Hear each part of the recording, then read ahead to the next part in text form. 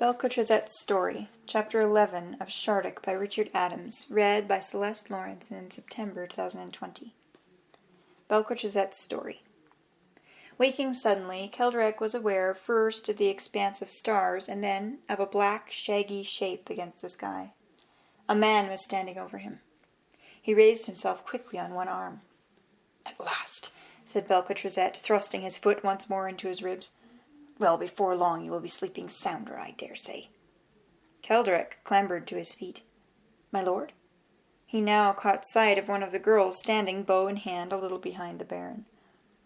"You took the first watch, Keldrek," said Bel-ka-Trazet. "Who took the second?" "The priestess Malithus, my lord. I woke her as I was told." "How did she strike you? What did she say?" "Nothing, my lord. That is, nothing that I remember. She seemed as she seemed yesterday. I think she may be afraid." Bel-ka-Trazet nodded. "It is past the third watch." Again Keldrek looked up to the stars. "So I see, my lord." "This girl here woke of her own accord and went to take her watch, but found no one else awake except the two girls with the bear. The girl who was supposed to have the watch before her had not been woken, and the priestess is nowhere to be found."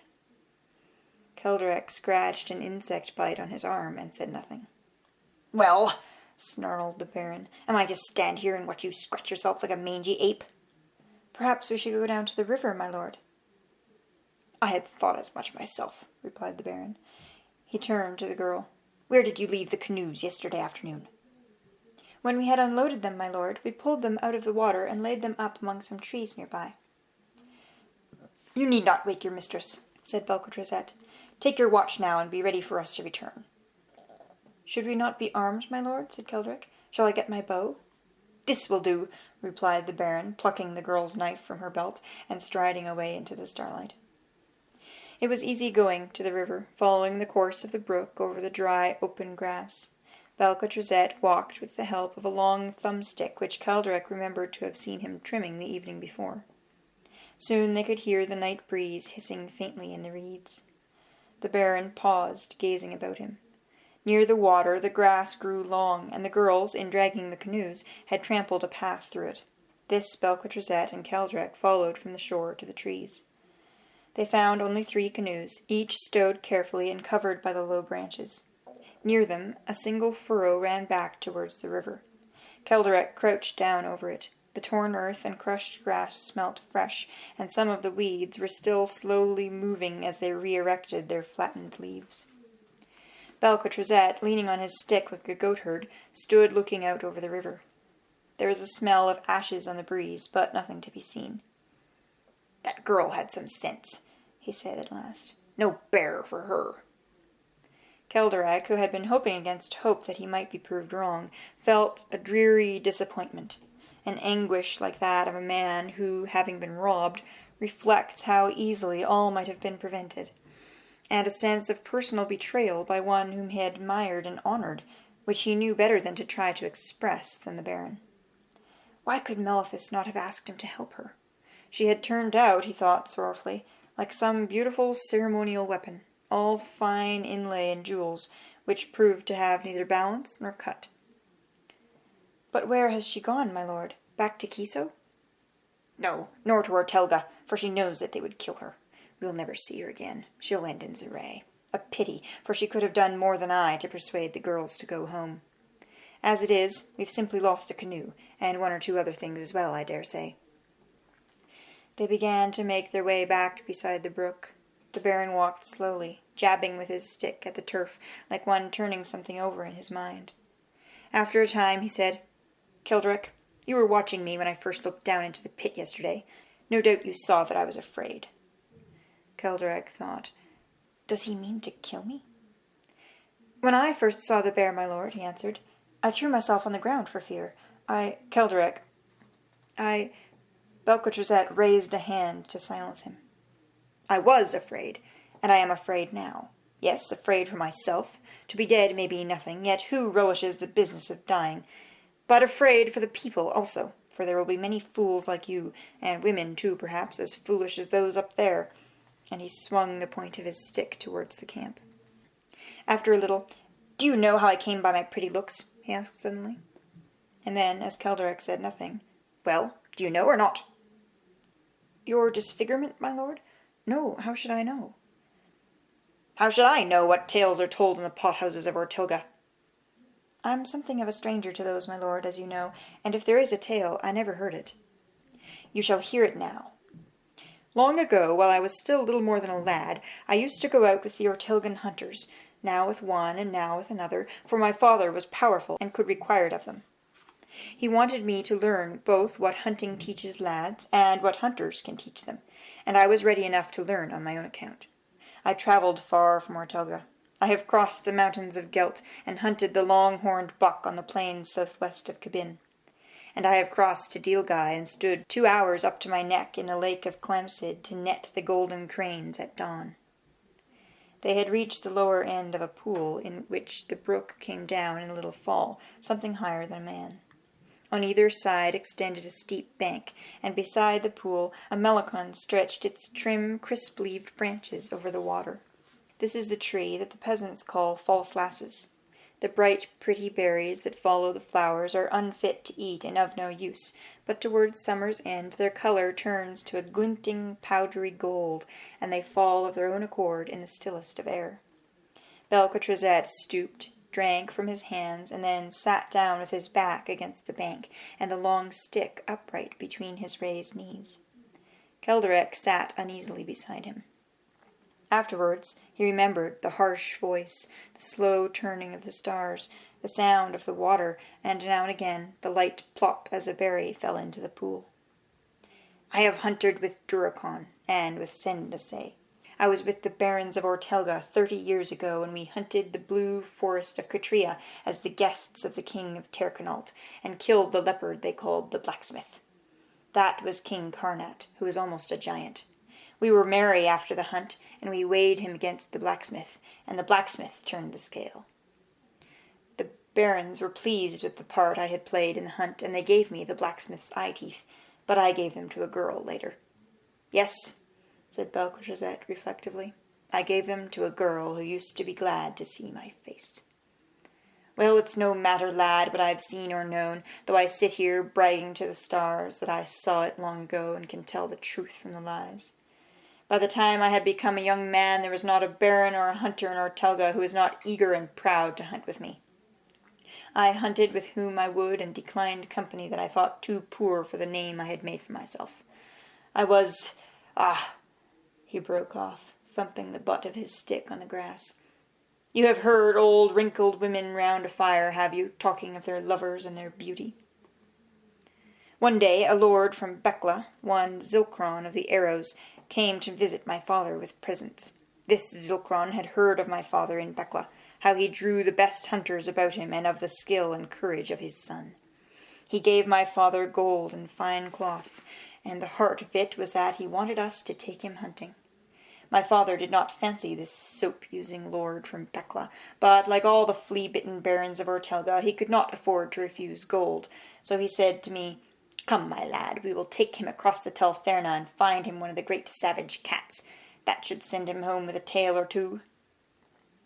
Now the truth was that my father knew less than he supposed about the great cats, the cats that weigh twice as much as a man, kill cattle and alligators, and rip open the shells of turtles when they come ashore to lay their eggs. The plain truth is that they are too dangerous to hunt, unless one traps them. By this time I knew what could and could not be done, and did not need to prove to myself that I was no coward. But I did not want to tell my father that I knew better than he, so I began to think how I could best go to work behind his back to save our lives. We crossed the Teltherna and began by hunting the green and black water serpents, the leopard killers, that grow to 4 or 5 times the length of a man. Have you hunted them?" "Never, my lord," replied Keldorek. "They are found by night, near rivers, and they are fierce and dangerous. They have no poison, but kill by crushing. We were resting by day, so that I spent much idle time with Zilkron. I came to know him well, his pride and vanity, his splendid weapons and equipment which he did not know how to use, and his trick of capping hunters' talk with tales he had heard elsewhere. And always I worked on him to make him think that the great cats were not worth his while, and that he would do better to hunt some other beast. But he was no coward and no fool, and soon I saw that I would have to pay some real price to change his mind, for he had come of set purpose to buy danger, of which he could go home and boast in Bel-ka. At last I spoke of bears. What trophy, I asked, could compare with a bearskin, head, claws, and all? Inwardly I knew that the danger would still be great, but at least I knew of bears that they are not constantly savage, and that they have poor sight and can sometimes be confused. Also, in rocky or hilly country you can sometimes get above them, and so use a spear or an arrow before they have seen you. The long and short of it was that Zilkron decided that what he wanted was a bear, and he spoke to my father. My father was in two minds, for as Ortelgans we had no business to be killing bears. At first he was afraid of the idea, but we were far from home, the Tuginda would never get to hear, and none of us were pious or devout. At length we set off for the Shardrumain, the Bear Hills, and reached them in 3 days. We went up into the hills and hired some villagers as trackers and guides. They led us higher onto a rocky plateau, very cold. The bears, they said, lived there, but often came down to raid farms and hunt in the woods below. No doubt the villagers had learned something from the bears, for they too stole all they could. One of them stole a tortoiseshell comb that Zilkron had given me, but I never found out which was the thief. On the 2nd day we found a bear, a big bear that made Zilkron point and chatter foolishly when he saw it moving far off against the sky. We followed it carefully, for I was sure that if it came to feel that it was being driven, it would slip away down one or another side of the mountain, and we would lose it altogether. When we reached the place where we had seen it, it had disappeared, and there was nothing to do but go higher and hope to get a sight of it from above. We did not see it again all that day. We camped high up in the best shelter we could find, and very cold it was. The next morning, just as it was getting light, I woke to hear strange noises, breaking sticks, a sack dragged, a pot rolling on its side. It was not like fighting, but more like some drunken fellow stumbling about to find his bed. I was lying in a little cleft like a passage out of the wind, but I got up and went outside to see what was amiss. What was amiss was the bear. The Becklin lout on guard had fallen asleep, the fire had burned low, and no one had seen the bear come shambling into the camp. He was going through our rations, such as they were, and helping himself.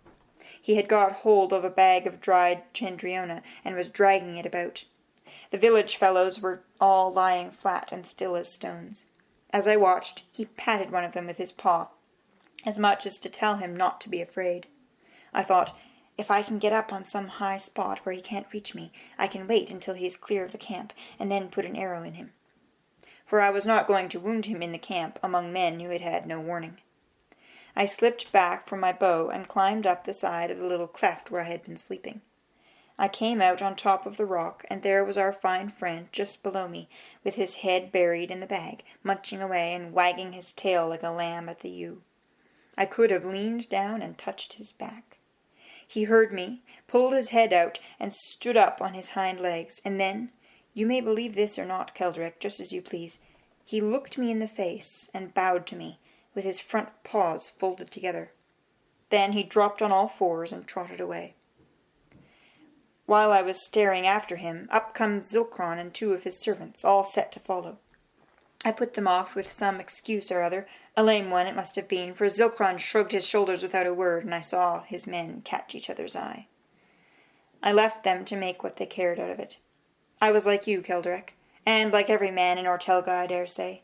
Now that I had come face to face with a bear, I was not going to kill him, and I was not going to let Zilkron kill him either. But I did not know what to do, for I could not say, now let us all turn round and go home. My father, after he had heard Zilkron's story, asked me privately whether I had been afraid. I tried to tell him something of what I felt, but he had never actually encountered a bear and merely looked perplexed. That day I bribed the leader of the villagers to guide us in such a way that it would look as though we were after the bear, but actually to take us where we were unlikely to find it. It was nothing to him. He merely grinned and took the price. By nightfall we had seen nothing more, and I fell asleep wondering what I should do next. I was woken by Zilkron. A full moon was setting, and the frost was glittering on the rocks. His face was full of triumph, and mockery too, I fancied. He whispered, "He's here again, my lad." He was holding his big painted bow with the green silk tassels and hand-grip of polished jet.